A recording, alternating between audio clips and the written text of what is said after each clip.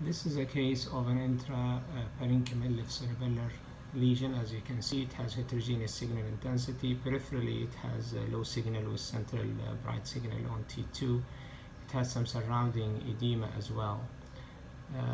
When we look at the T1, as you can see over here, it shows a very bright signal, which means it's most likely hemorrhage.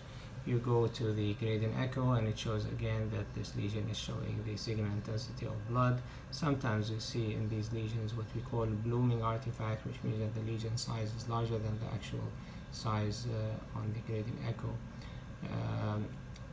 Sometimes we do post-GAD in these cases because we're worried about the tumor, and in this patient that has a bright signal on the pre-GAD images, it's difficult to say that there's any enhancement.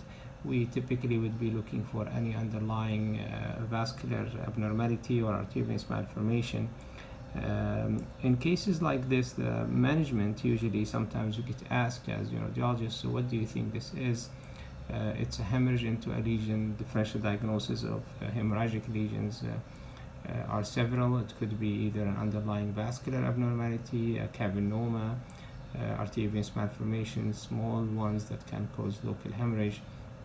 Could be a tumor with the hemorrhagic component, or hemorrhage into a tumor in the cerebellum. You could consider hemangioblastomas. Now, if there is history of suggestive of any other primary disease or metastasis, that's a different story. But if it's just a spontaneous hemorrhage, just like in this particular patient, most likely this is a cavernoma.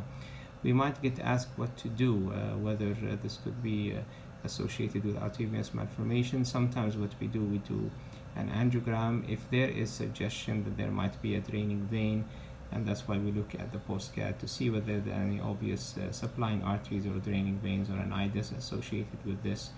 And one of the ways to manage this, if there is a significant hemorrhage, is just to wait and do a follow-up.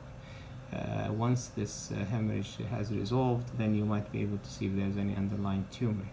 If you're worried about arteriovenous malformation, you might consider doing an angiogram in the early phase.